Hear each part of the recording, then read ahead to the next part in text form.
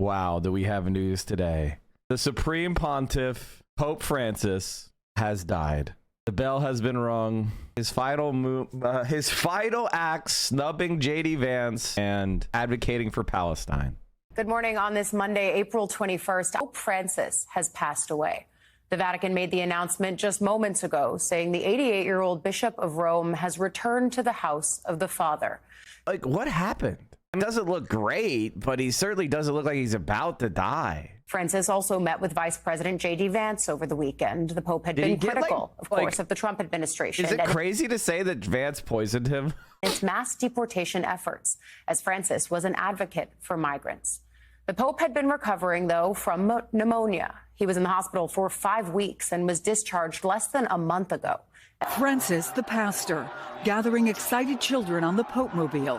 No surprise from a man who is cardinal in Buenos Aires, lived in a small apartment, rode the subway, and cooked his own meals.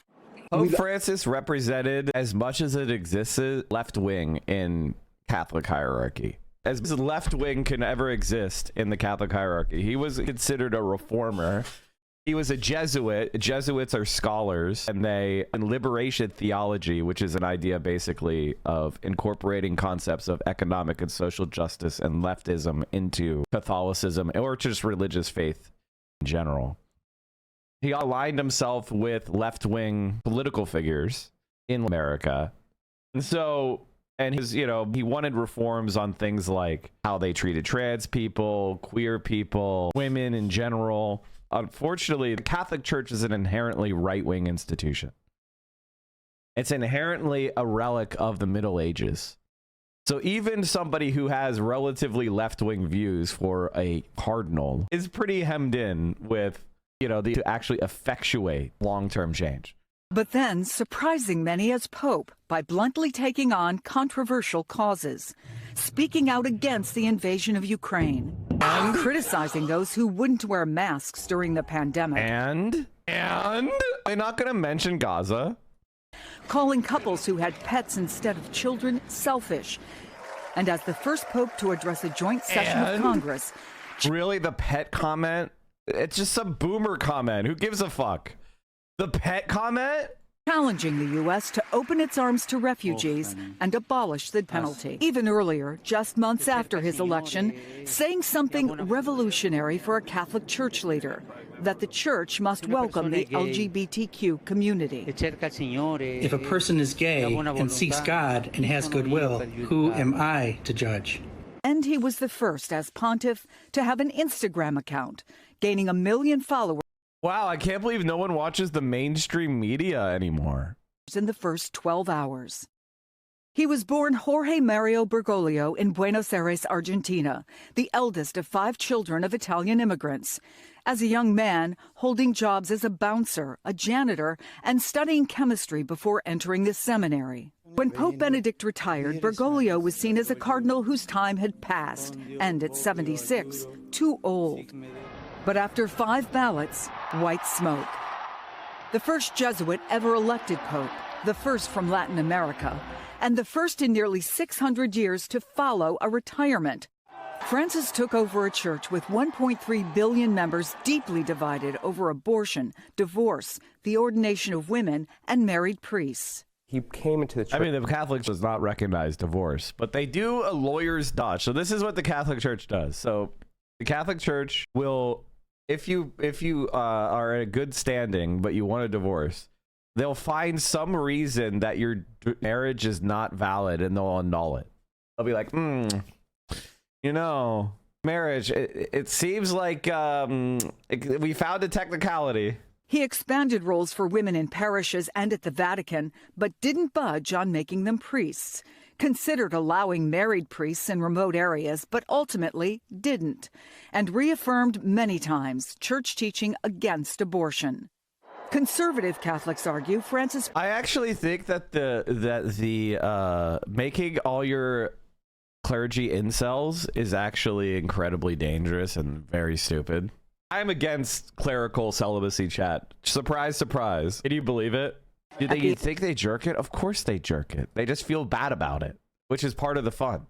Part of the conservative thing about like porn is like I'm such a naughty boy. I'm doing I'm doing a really evil thing right now. Oh, isn't that hot? Like that's the whole reason why that's why they jerk it more.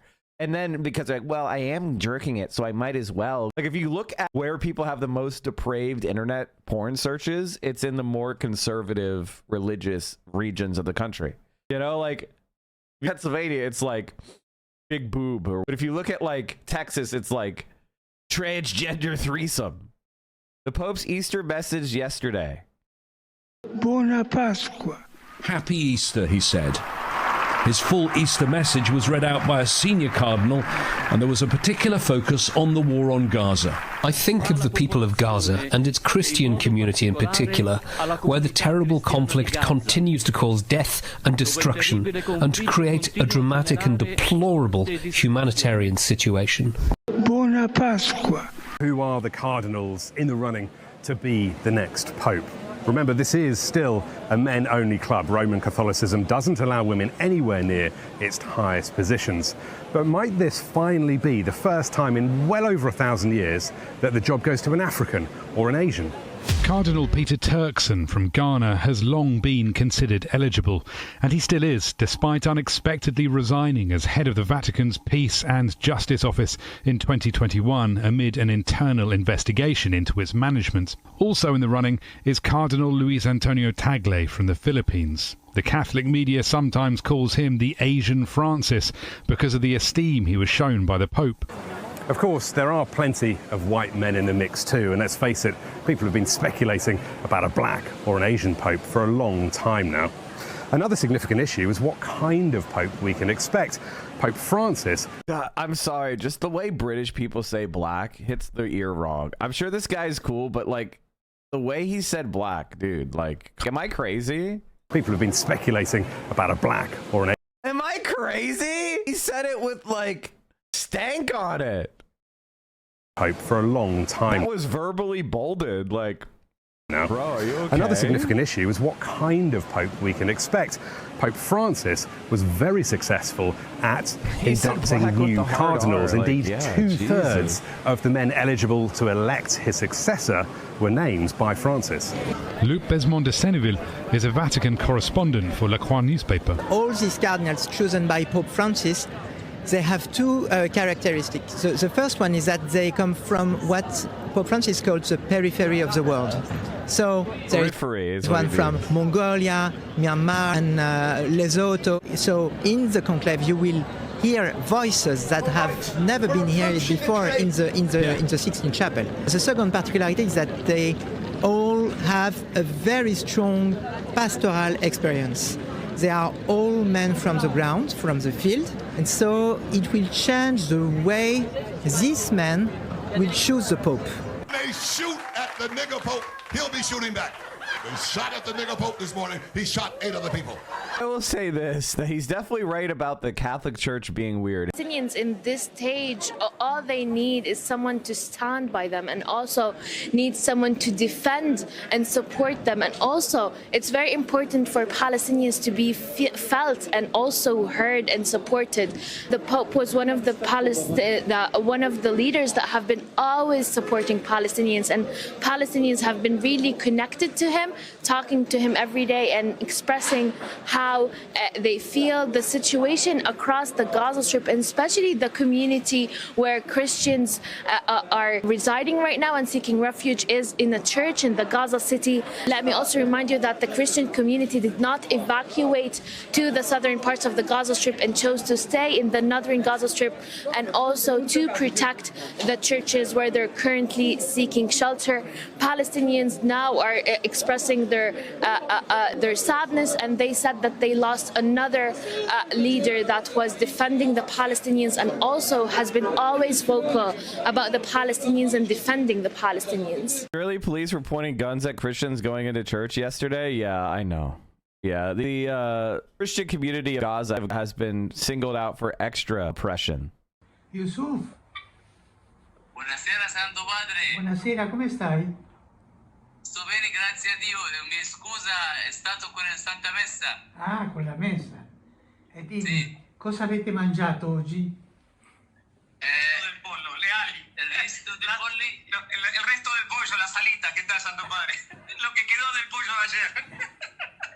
Quasi tutti il compound qua ha mangiato pollo. Casi todos los refugiados acá. This is like, if you don't know what's going is Pope Francis would call the Catholic Church in Gaza every day and speak with the priest there. Pollo ayer. Ieri hanno mangiato pollo. Anche il doctor Atallah. E también el doctor. come va? كلت فراخ النهارده يا دكتور؟ كلت قاعد فراخ النهارده. الحمد لله. Salam alaikum.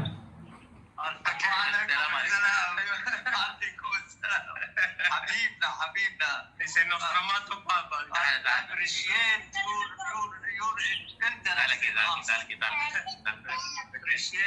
Appreciate it. Acá venía a saludarlo algunos bandidos. Este es Carlito. Vos. Ahí va, vos el Baba. Ahí va. Este es Baba. Yeah, he was not a Sabra enjoyer at all. That's true.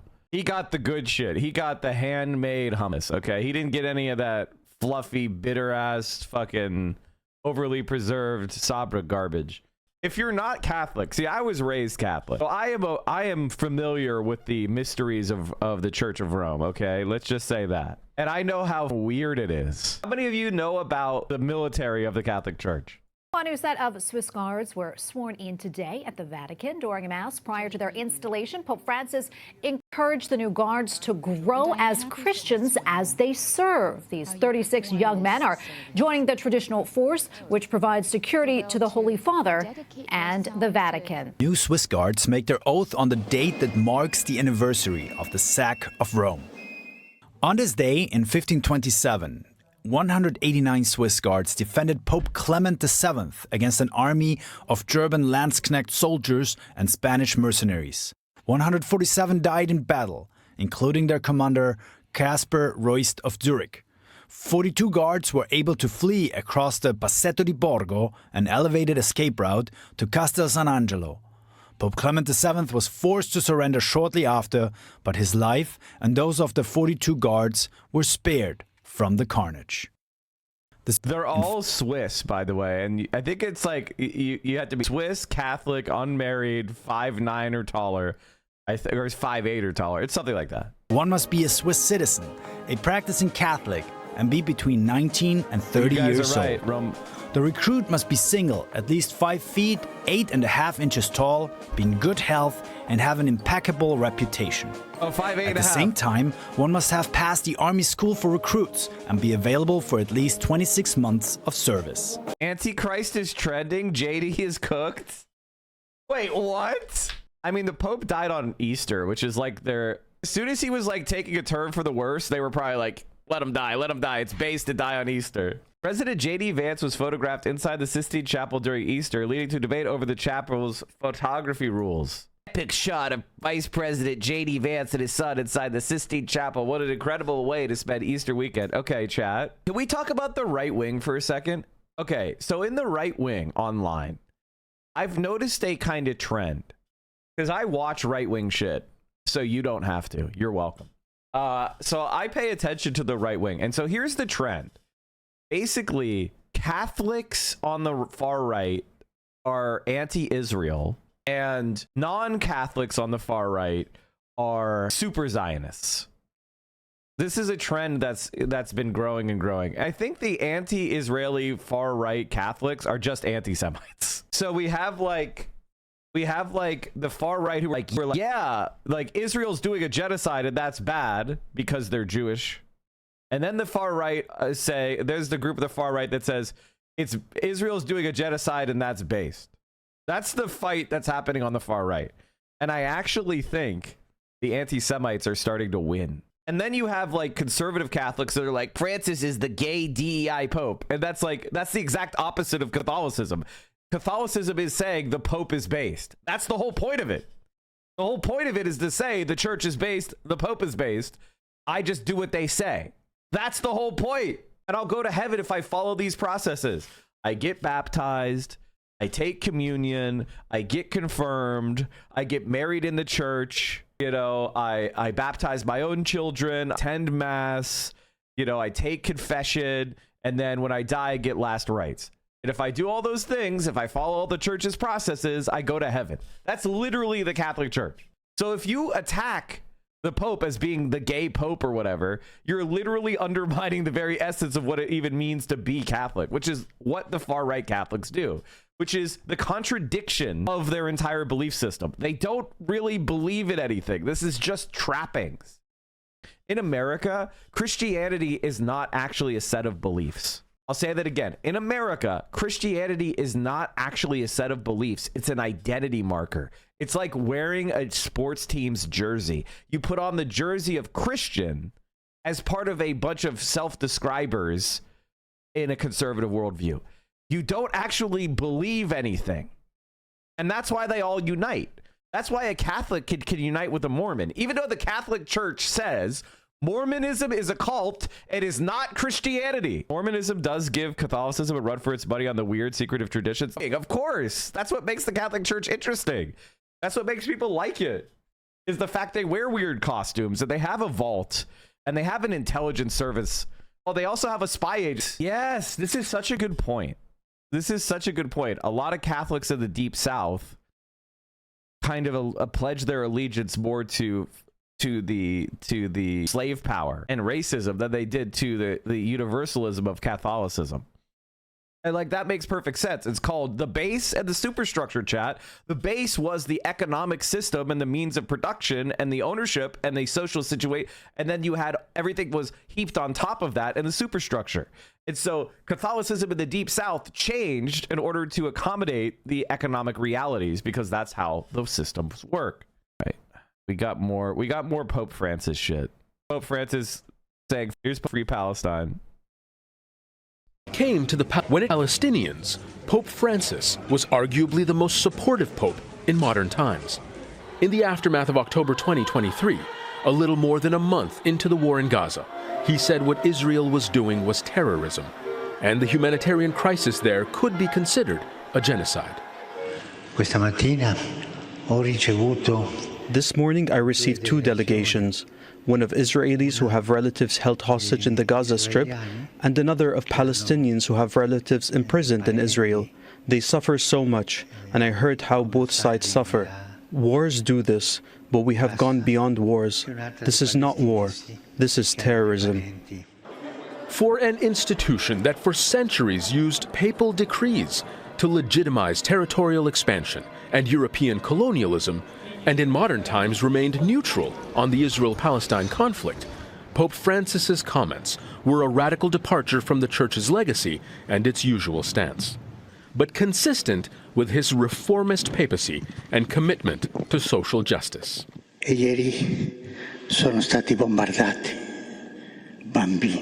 Yesterday, children were bombed. This is cruelty. This is not war. Pope Francis did not stop at words. He reached out directly to those suffering in Gaza with frequent video calls. Nearly every night since Israel's bombing campaign began, he called the Holy Family Church in Gaza, which sheltered hundreds of Christians and Muslims. Salam alaikum. The brief calls were a small but powerful gesture, the Vatican said, offering connection and hope amidst isolation. Yesterday I called, as I do every day, the parish in Gaza. They told me, today we ate lentils with chicken.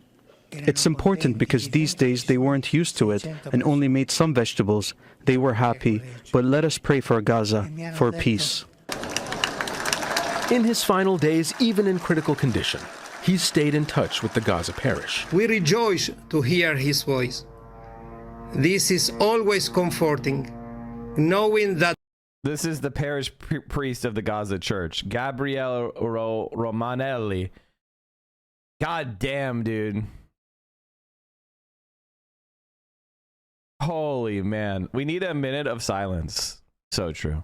Despite his delicate state of health, he continues to think and pray for everyone, for peace in Gaza, and thanking us At the same time, for our constant prayers give us great joy even in the midst of so many trials.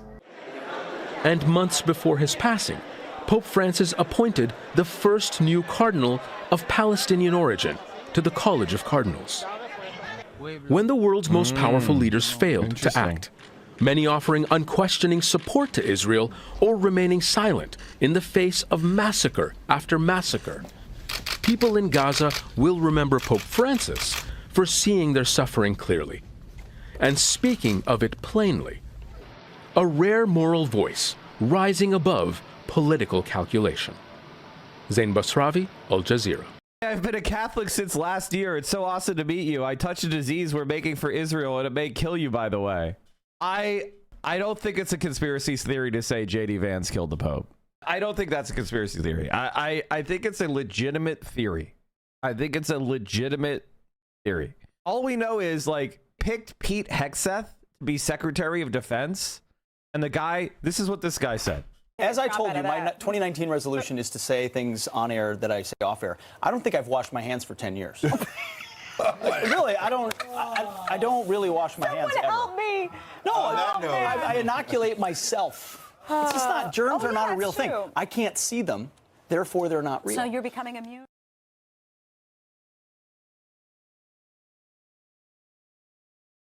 That is our Secretary of Defense. Shock of shocks, guys. It's not going so well. Hey, guys, the Pete Hegseth, he doesn't wash his hands ever.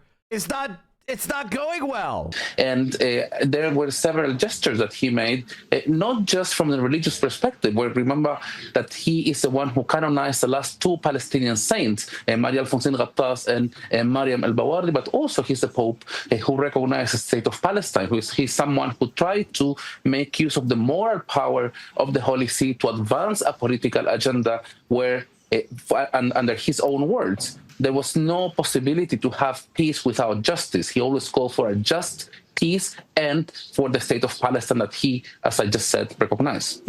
As you've been talking, we've been watching pictures from his 2014 visit to Bethlehem and the stance he took next to the separation wall. Can you just give us a sense of the impact, the vast impact that had at the time? I think it was extremely powerful because even though the International Court of Justice had referred to the wall back in 2004 as illegal and that it had to be destroyed, I don't remember any world leader, particularly any Western leader, that took time to go to the wall itself and to have a picture there. I know that even though he was there to pray, there was a very clear political message that the Holy See was delivering. You know how I learned how to type, though, chat? The best games of all time. I legitimately just played this at home.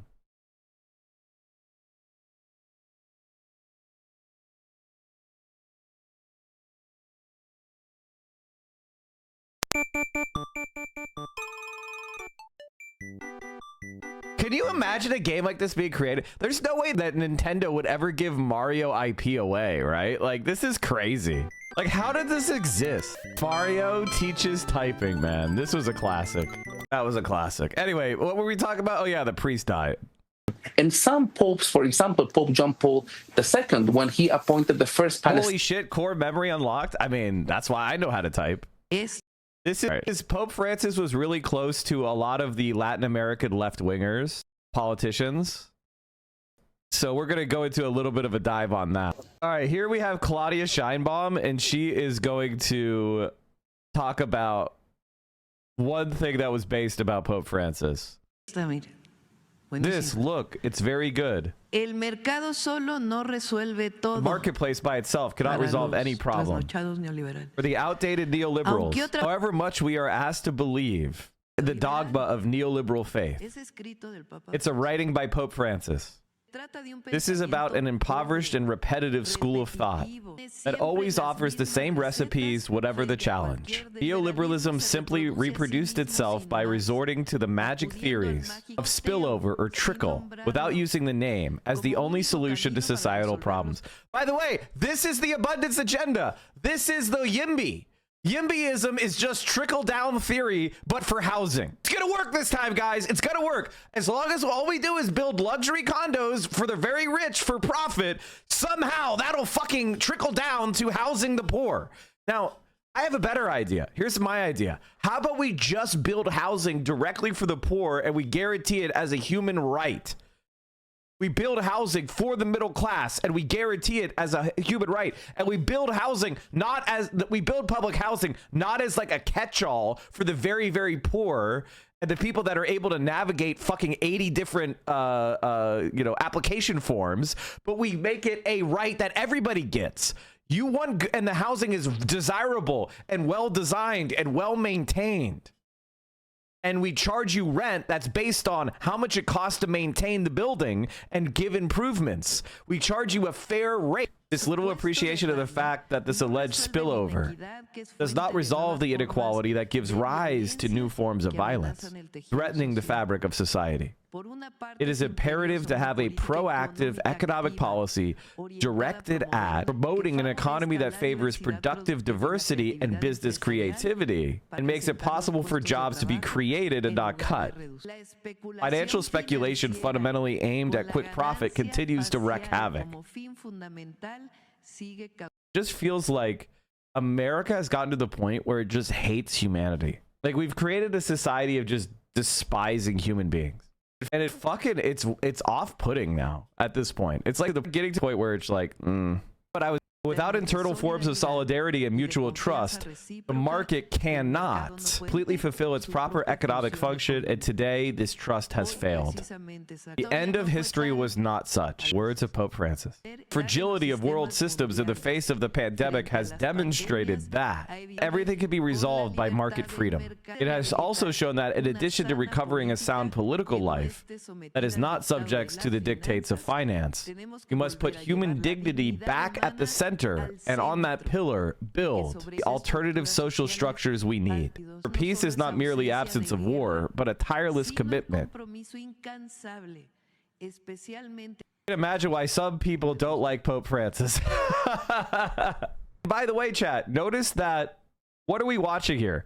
We're watching the world's first live streaming president, Claudia Sheinbaum. She's just doing what I do. This is literally what I do. She has like this like, she's doing it in, like, on a stage, but she's basically just doing what I do. Like, she has like a little monitor of like whatever thing she's looking at. Like, look over here, like it's right here. She's standing over here. I'm right down here on the bottom left. Like, the only thing that's different is I have the chat on the screen. I just signed an executive order putting the flags of our country, all of them, all federal.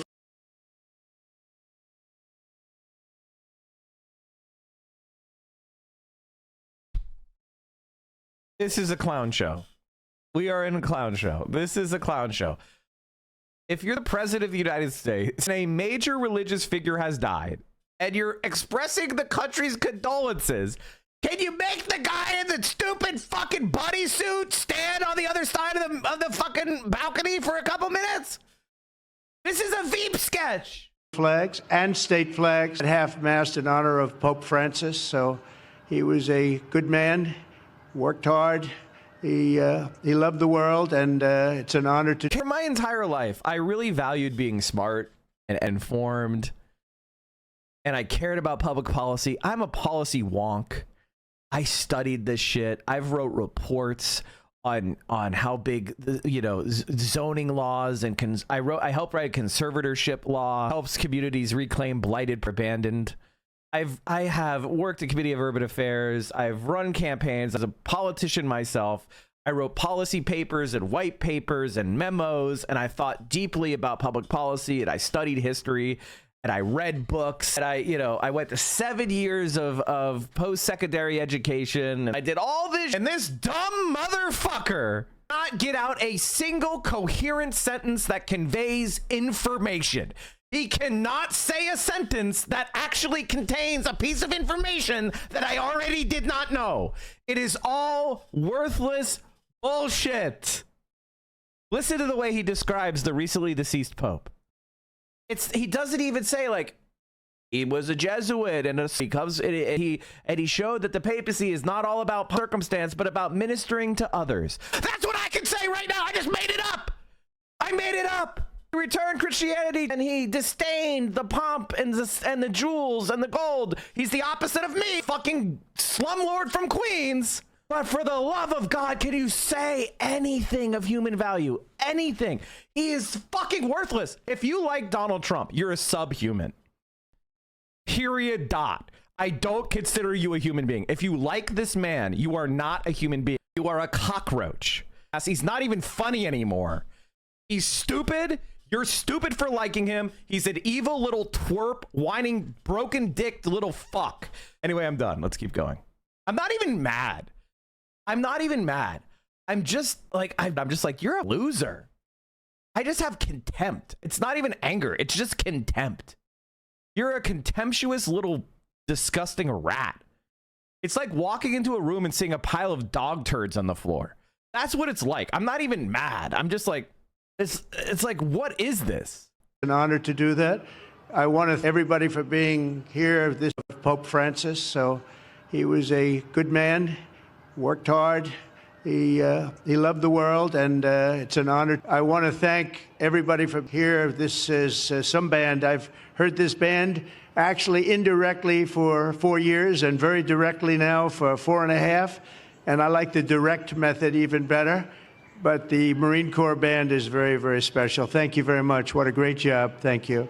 What are you clapping? This is like going to a kindergarten level recital and politely clapping because, like, I understand why you clap for the kindergartners because they're cute. They're trying to do the thing. Isn't that cute? Wow, that's so cute. What the fuck is this? What the fuck is going on? Like, I legitimately am losing my mind because of how dumb these people are. The fact that the left is even struggling with these people, like, it's making me violent, mentally violent. People side with these people. My enemies are Ethan Klein and Asmongold and Donald Trump supporters and Hakeem Jeffries likers and Kamala Harris enjoyers. Like, I have the worst enemies in the world. Like, how do people exist? How do you people exist? You like Chuck Schumer. You like Ethan Klein. You like Donald Trump. You like Asmongold. Do you never have a moment of like self-reflection ever? Do you ever just think like, okay, maybe these people kind of suck. Maybe this is kind of embarrassing. How do I help you? You like Vash? Like what is this? What, like, how do you exist? How do you live? How do you exist? I do not understand it. I'm not saying you have to like me. Maybe I'm not your cup of tea. But look at these fucking people. Like, look at my enemies. Look at my enemies. Can I just take a moment and just the fact that these are the people who don't like me and they all are shit. All so pathetic and subnormal. I'm not even saying that I'm that great, but at least I'm a human being. Like, Jesus Christ.